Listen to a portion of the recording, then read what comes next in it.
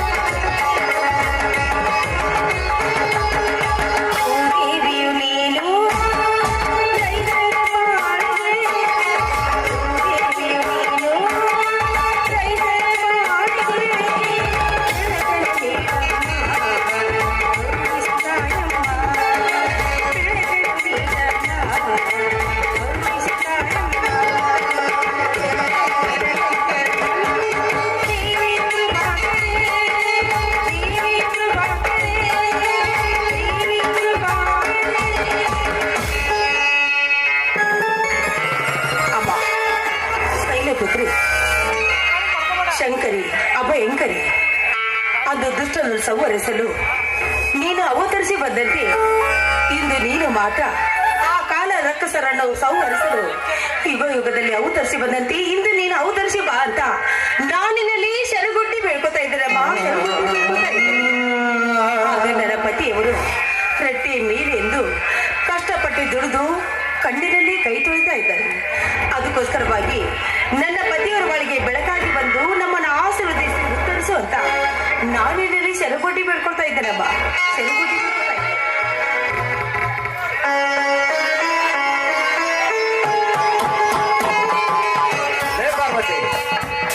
ಅಂಬೆ ಜಗದಂಬೆಯ ಸಂಭ್ರಮದ ಈ ಪೂಜಾ ಕಾರ್ಯ ಮುಗಿಸಿದ್ದೇನೆ ಬನ್ನಿ ಸ್ವಾಮಿ. ಇಂದು ಘಟಸ್ಥಾಪನೆ ಅಲ್ವೇ, ಅದಕ್ಕೋಸ್ಕರವಾಗಿ ಆ ತಾಯಿಗೆ ಭಕ್ತಿಯಿಂದ ನಾನು ಪೂಜೆ ಮಾಡಿ ಆ ತಾಯಿ ಹತ್ರ ಬೇಡ್ಕೊಂಡಿ ಸ್ವಾಮಿ. ಎಲ್ಲವನ್ನು ಬಲ್ಲ ಈ ಮಲ್ಲಿಕಾರ್ಜುನ ಮಠದ ಇವಳು ಸಾಮಾನ್ಯರಲ್ಲ ಪಾರ್ವತಿ. ಕಲಿಯುಗದ ಕಾಮಧೇನು ಕಲ್ಪವೃಕ್ಷವಾಗಿರುವುದು. ಹೌದು, ಯಾಕೆಂದ್ರೆ ಆ ತಾಯಿ ಹತ್ರ ನಾನು ಕೂಡ ಭಕ್ತಿಯಿಂದ ಬೇಡ್ಕೊಂಡೆ. ಆದ್ರೆ ಬಿಸಿಲು ಮಳೆ ಅನ್ನದೆ ಈ ಉದ್ದಿನ ಬಿಸಿಲಲ್ಲಿ ನೀವು ಮಾತ್ರ ದುಡಿದು ಬಾಯಿರಿಕೆ ಬಂದಿದ್ದೀರಾ. ಅದಕ್ಕೋಸ್ಕರವಾಗ ಈ ಹಗಲಿ ಮೇಲೆ ಇದ್ದ ಬಾರ್ಕೋಲು ಹಾಗೂ ಚೀಲನ್ನು ಕೆಳಗಿಟ್ಟು ಈ ನೀರನ್ನು ಕುಡಿದು ನೀವು ತೃಪ್ತಿಯಾಗಿರಿ.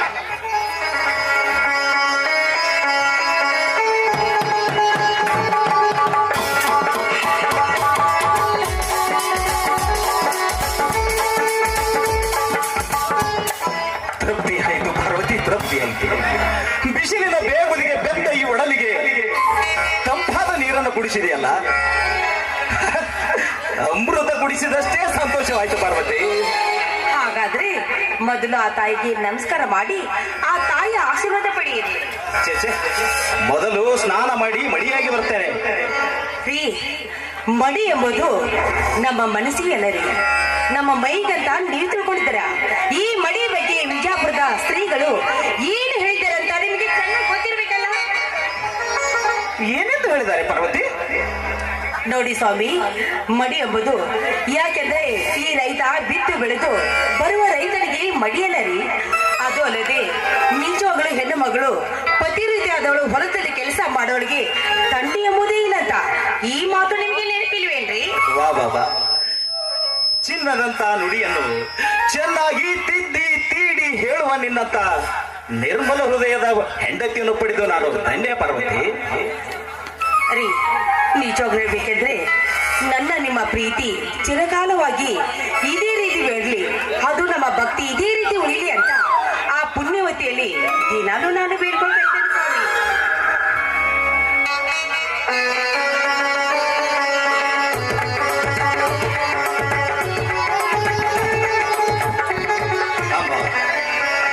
ಅಷ್ಟಭುಜಗಳನ್ನು ಹೊತ್ತ ಶ್ರೇಷ್ಠ ಶಂಕರ ಗೌರಿಗೆ ನಿನಗ ತಿಳಿಯಲಾರದು ಈ ಜಗತ್ತಿನಲ್ಲಿ ಏನಿದೆ ಎಂಬ ಈ ರೈತನ ಕಷ್ಟಗಳು.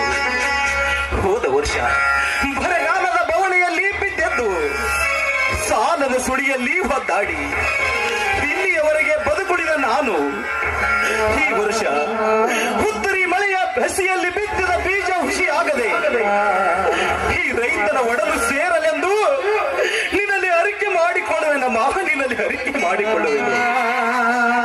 ದುಃಖದ್ದು ಮಾಡುತ್ತಿರುವ ನನ್ನ ಬದುಕಿನಲ್ಲಿ ನನ್ನ 3 ಜನ ಮಕ್ಕಳಿಗೆ ಒಳ್ಳೆಯ ವಿದ್ಯಾಬುದ್ಧಿ ಕೊಟ್ಟು ನಾಡಿನಲ್ಲಿ ಉತ್ತಮರ ಮನೆತನವೆಂದು ಈ ಜಗತ್ತಿಗೆ ಸಾರಮ್ಮ. ನಿನಗೆ ಕೋಟಿ ನಮಸ್ಕಾರಗಳಮ್ಮ, ಕೋಟಿ ಕೋಟಿ ನಮಸ್ಕಾರಗಳಮ್ಮ. ರೀ, ಆ ತಾಯಿ ಹತ್ತಿರ ಎಷ್ಟೊಂದು ಭಕ್ತಿಯಿಂದ ಚಿರಕಾಲವಾಗಿ ನೀವು ಬೇಡಿಕೊಂಡ್ರಲ್ಲ, ಹೇಳಿ ಸ್ವಾಮಿ. ನೋಡು ಪಾರ್ವತಿ, ಈ ಬಿಸಿಲಿನ ಬೇಗುದಿಯಲ್ಲಿ ಈ ರೈತ ಉತ್ತಿ ಬಿತ್ತಿ ಬೆಳೆದರೇನೆ ನಮಗೂ ಈ ಜಗತ್ತಿನ ಜನರಿಗೂ ಅನ್ನ ಸಿಗುವುದು. ಅದಕ್ಕಾಗಿ ಬಲ್ಲವರು ಏನೆಂದು ಹೇಳಿದ್ದಾರೆ ಗೊತ್ತೇ ಪಾರ್ವತಿ? ಅಣ್ಣ ದೇವರ ಮುಂದೆ ಇನ್ನ ದೇವರುಂಟೆ. ಈ ಮಾತನ್ನು ನಾನು ಪದೇ ಪದೇ ಹೇಳುತ್ತಾ ಆ ದೇವನನ್ನು ನಾನು ನೆನೆಸಿಕೊಳ್ಳುತ್ತೇನೆ ಪಾರ್ವತಿ. ರೀ, ಆ ತಾಯಿಯಿಂದಲೇ ಅಲ್ವೇ ನಾವು ಹಾಗೂ ನಮ್ಮ ಮಕ್ಕಳು ಚೆನ್ನಾಗಿದ್ದೀವಿ ಅಂತ ನಿಮ್ಗೆ ಗೊತ್ತಿಲ್ವೇನ್ರಿ? ಚೆನ್ನಾಗಿದ್ದು ಸುಮ್ಮನೆ ಕೂಡಿರುವ ಕಾಲ ಇದಲ್ಲ ಪಾರ್ವತಿ. ಮಕ್ಕಳು ಏನು ಮಾಡುತ್ತಿದ್ದಾರೆ, ಯಾರ ಸಹವಾಸ ಮಾಡುತ್ತಿದ್ದಾರೆ, ಯಾರ ಜೊತೆಯಲ್ಲಿ ತಿರುಗಾಡುತ್ತಿದ್ದಾರೆ ಎಂಬುದನ್ನು ಚೆನ್ನಾಗಿ ಅರಿತುಕೊಳ್ಳಬೇಕು ಪಾರ್ವತಿ, ಚೆನ್ನಾಗಿ ಅರಿತುಕೊಳ್ಳಬೇಕು. ಸಂಸ್ಕಾರವನ್ನು ಪಡೆದುಕೊಂಡ ಮಗ ಸಂಸಾರವನ್ನು ಆಳಬಲ್ಲ, ಸಂಸ್ಕಾರವನ್ನು ಪಡೆಯಲಾರದ ಮಗ ಸಂಸಾರವನ್ನು ತಳೆಕೆಳಗ ಮಾಡಬಲ್ಲ. ಈ ಮಾತನ್ನು ನಾನು ಅವರಿಗೆ ಪದೇ ಪದೇ ಹೇಳ್ತಾ ಇರ್ತೀನಿ ಪಾರ್ವತಿ. ರೀ, ನನ್ನ ಮಗ ಮೈಲಾರಿ ಈ ಮಾತನ್ನು ಪಾಲಿಸ್ತಾ ಇದ್ದಾನಂತ ನಿಮ್ಗೆ ಚೆನ್ನಾಗಿ ಗೊತ್ತಿರ್ಬೇಕಲ್ಲ. ಅಲ್ಲೇ ಪಾರ್ವತಿ, ಅವನಂತ ಮಗ ನಮ್ಮೂರಲ್ಲಿ ಯಾರಿದ್ದಾರೆ ಪಾರ್ವತಿ? ಹಗಲಿರುಳು ನಿತ್ಯ ಚಳಿ ಮಳಿ ಬಿಸಿಲೆಣ್ಣದೆ ನಿತ್ಯ ದುಡಿದು ತನ್ನ 2 ತಮ್ಮಂದಿರನ್ನು ಅಂತ ಧೈರ್ಯಶಾಲಿ ಮಗ ನಮ್ಮೂರಲ್ಲಿ ಯಾರಿದ್ದಾರೆ ಪಾರ್ವತಿ? ಆ ನನ್ನ ಹಿರಿ ಮಗ ಮೈಲಾರಿ ನಮ್ಮ ಮಗನಾಗಿ ಬರ್ಬೇಕಾದ್ರೆ ನಾವು ಕೋಟಿ ಕೋಟಿ ಪುಣ್ಯ ಮಾಡಿದ್ದೇವೆ. ಆ ಮೈಲಾರಿ ಪ್ರತಿರೂಪವೇ ಆ ನನ್ನ ಮಗ ಮೈಲಾರಾಗಿದ್ದಾನೆ ಸ್ವಾಮಿ. ಹೌದು ಪಾರ್ವತಿ, ಆ ಮೈಲಾರಿ ವಿಷಯ ನನ್ನ ನಿನ್ನ ಬಿಟ್ಟರೂ ಬೇರೆ ಯಾರಿಗೂ ಗೊತ್ತಿಲ್ಲ. ಅವನೊಬ್ಬನನ್ನು ಈ ಸಮಾಜದಲ್ಲಿ ಒಂದು ಹುಲಿತರ ನೀನು ಬೆಳೆಸಬೇಕು. ಬೆಳೆಸ್ತೀಯಾ ಅಂತ ಕೇಳ್ತಾ ಇದ್ದಿರಲಿಲ್ಲ, ಯಾವ ರೀತಿ ಮಾತಾಡ್ತಾ ಇದ್ದೀರಾ? ಯಾಕೆಂದ್ರೆ ಅವನು ನನ್ನ ಮಗ, ಅವನೇ ನನ್ನ ಜೀವ, ಅವನೇ ನನ್ನ ಪ್ರಾಣ ಅಂದಾಗ ಅವನಿಂದಲೇ ನಮ್ಮ ಮನೆತನ ಬೆಳೀತಿದೆ ಅಂತ ನಿಮ್ಗೆ ಚೆನ್ನಾಗಿ ಗೊತ್ತಿರ್ಬೇಕಲ್ಲ ರೀ. ನಾವು ಬಡತನದಲ್ಲಿ ಇದ್ದಾಗ ಅವನಿಂದಲೇ ನಮ್ಮ ಬಡತನ ದೂರಾಗಿ ನಮ್ಮ ಮನೆತನ ಮುಂದೆ ಬರ್ತಿದೆ ಅಂತ ನಿಮಗೆ ಗೊತ್ತಿಲ್ವೇ? ಅಂದು ಸಮಯದಲ್ಲಿ ನನ್ನ ಎದೆಯಲ್ಲಿ ಹಾಲಿಲ್ದ ಹೋತು, ಆದ್ರೆ ಒಣಗಿದ ಎದೆ ಹಾಲನ್ನೇ ಕುಡಿದು ಬೆಳೆದ ನನ್ನ ಮಗಾರಿಯ ಮೈಲಾರಿ. ಎಂಥ ಅಮೃತದ ನೀ ನನ್ನ ಸತಿಯಾಗಿ ನನ್ನ ಕೈ ಹಿಡಿದು ನನ್ನ ಬಾಳ ಜ್ಯೋತಿಯಾಗಿ ನನ್ನ ಮಕ್ಕಳಿಗೆ ತಾಯಿಯಾಗಿ ಈ ಬಡವನ ಬಾಳು ಬೆಳಗಲೆಂದೇ ಬಂದ ನೀನು ಕನ್ನಲೆ. ಹರ್ಷ ತುಂಬಿದ ನಿನ್ನ ನೋಟವನ್ನು ನೋಡ್ತಾ ಇದ್ರೆ ಪಾರ್ವತಿ, ನಿನ್ನೊಂದಿಗೆ ನಾನು ಊಹೆಯನ್ನು ಹಾಡಬಾರಬೇಕು ನನ್ನ ಕೋಗಿಲೆ. ಏನ್ರಿ ಈ ಸಮಯದಲ್ಲಿ ಒಂದು ಹಾಡಿಕೊಳ್ಬೇಕಂತ ಆಸೆ ಆಗ್ತಾ ಇದೆಯಾ? ಲೇ ಪಾರ್ವತಿ, ಹುಣಸೆ ಮರ ಒಪ್ಪಾದ್ರೂ ಹುಳಿ ಒಪ್ಪಾದೈತೆ. ಏನು ಕಡಿಮೆ ಇಲ್ಲ, ರಸಿಕದಲ್ಲಿ ತುಂಬಾ ಮುಂದುವರೆದು ಬಿಟ್ಟಿದ್ದೀರಾ. ನಾವು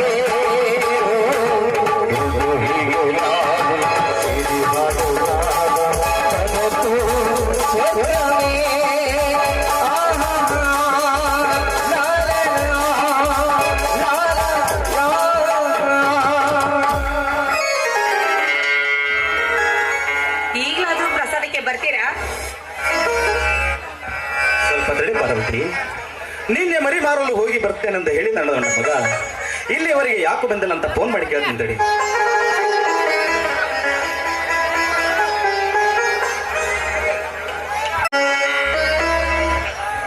ಅಲ್ವಾ ಅಪ್ಪಾಜಿ?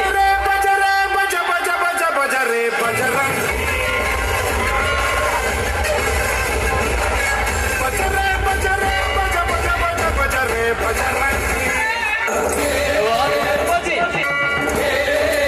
ಓಹೋ, ಈಗ ಬಂದೇನೆಪ್ಪ ಮಗ ಮೈಲಾರಿ. ನಾನೇ ಬಂದೇನಪ್ಪ.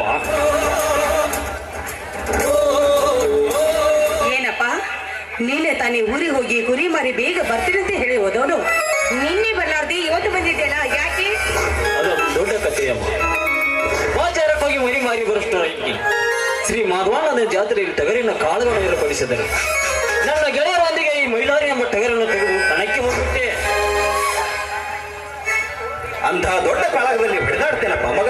ಅದೇನಂತ ಕೇಳ್ತೀಯಪ್ಪ?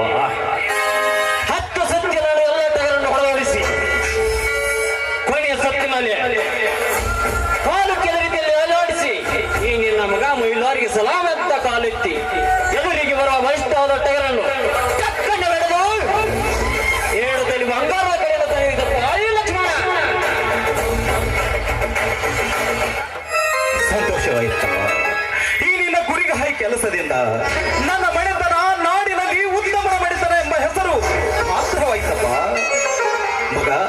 ನಿನ್ನಂತ ಮಗನನ್ನು ಪಡೆದ ಬಂದ ನಮ್ಮ ಜನ್ಮ ಸಾರ್ಥಕವಾಯ್ತಪ್ಪ, ಸಾರ್ಥಕವಾಯ್ತು.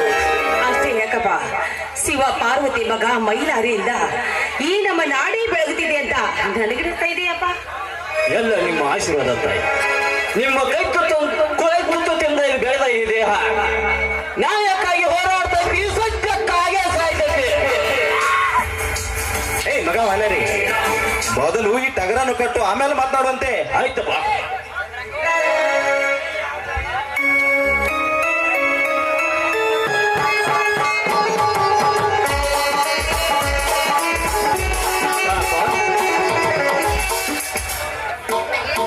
ಅಪ್ಪ, ಮಾತಿನ ಪರದಲ್ಲಿ ಮರ್ತೇ ಬಿಟ್ಟಿದೆ.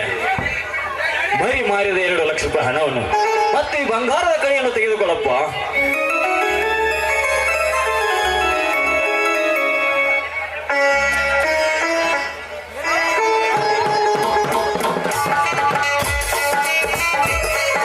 ಯಾಕಪ್ಪ ನಿನ್ನ ಕಣ್ಣಲ್ಲಿ ನೀರು? ನಿನ್ನ ಮಗ ಕೊಟ್ಟ ಹಣದಲ್ಲಾದ್ರೆ ದೋಷವಿದೆ ಅಥವಾ ನಾನಿಲ್ಲದ ಸಮಯ ನೋಡಿ ಆ ಹಣದ ತೊಂದರೆ ಕೊಟ್ಟನೆ? ಹೇಳಪ್ಪ, ಹೇಳು. ಆ ಪಾಪಿಯನ್ನು ದರವರನ್ನು ಹೇಳಿ ತಂದು ಇದೇ ಕಡ್ಲಿಯಿಂದ ಅವನ ಕಡಿದು ನಿನ್ನ ಪವಿತ್ರ ಪಾದದ ಮೇಲೆ ಹಾಕ್ಬಿಡ್ತೀನಿ. ಛೇ ಛೇ, ಹಾಗೇನಿಲ್ಲಪ್ಪ. ಇವು ಸಂತೋಷದ ಕಣ್ಣೀರು.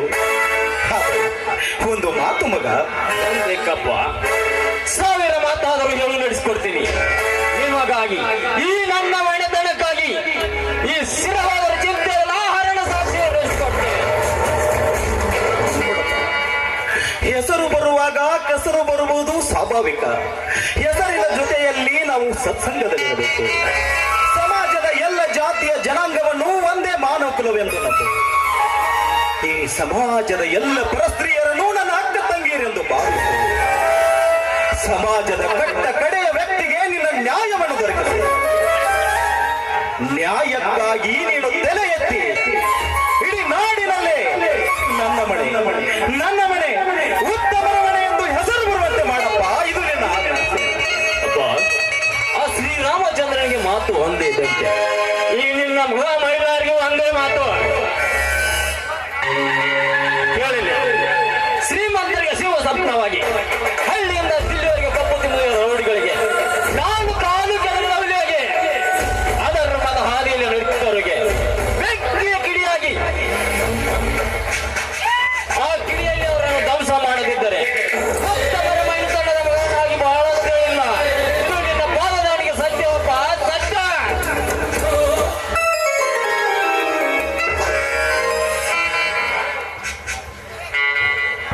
ಎದ್ದೇಳು ಮಗ, ನಿನ್ನ ಕೀರ್ತಿ ಅಮರವಾಗಲಪ್ಪ, ಅಮರವಾಗಲಿ.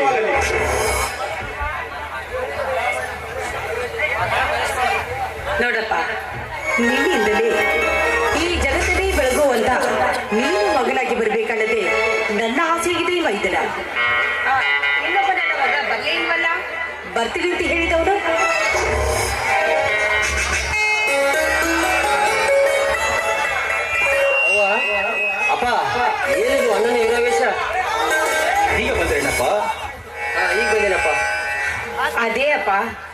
ಈ ಲಕ್ಷ್ಮಣನಿಂದ ಈ ಟಗರು ಲಕ್ಷ್ಮಣನಿಂದ ಇವನು ನಿಮ್ಮ ಅಣ್ಣ ಗೆದ್ದುಕೊಂಡು ಖಡ್ಗಗೊಂಡು ಹಾಗೂ ಹಣವನ್ನು ತೆಗೆದುಕೊಂಡು ಬಂದಿದ್ದಾನೆ. ಈ ಅನ್ನ ಅಂದ್ರೆ ನಮ್ಮೆಲ್ಲರ ಭಾಗ್ಯ.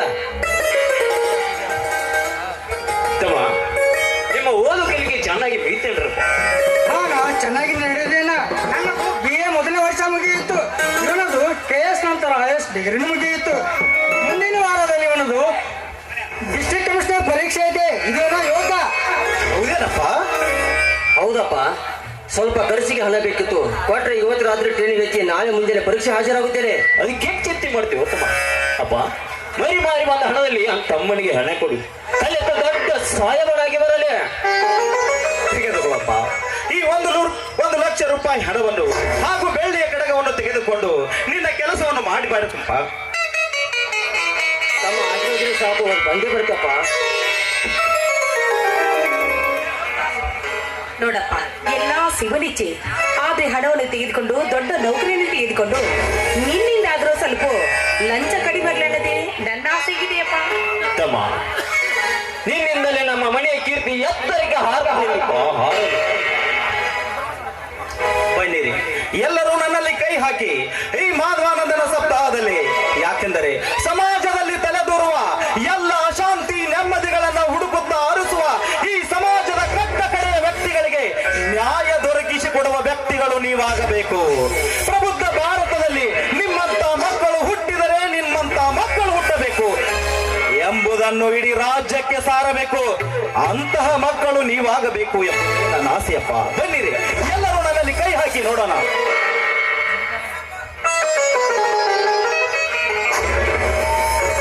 ಆಯ್ತಪ್ಪ, ನಿಮ್ಮೆಲ್ಲರ ಆಸೆ ಆಕಾಂಕ್ಷೆಗಳು ಆಕಾಶದೆತ್ತರಕ್ಕೆ ಹಾರಿ ನೀವು ಇಷ್ಟಪಟ್ಟ ಯೋಗಗಳೆಲ್ಲ ನಿಮ್ಮ ಕೈ ಸೇರಲಪ್ಪ, ಕೈ ಸೇರಲಿ.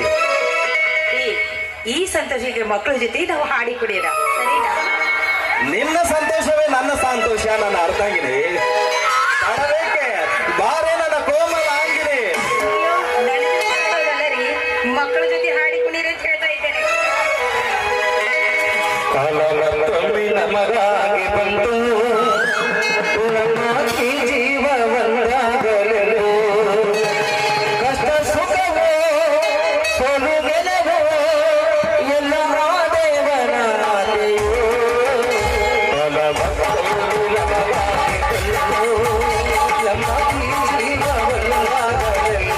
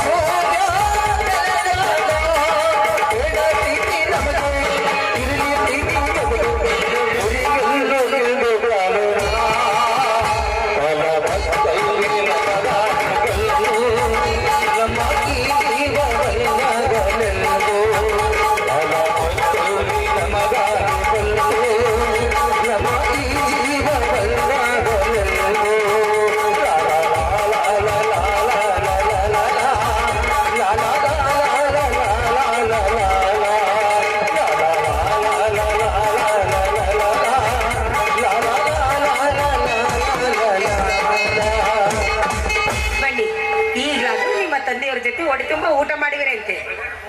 ಆಯ್ತು ನೋಡಿ ಹೋಗೋಣ.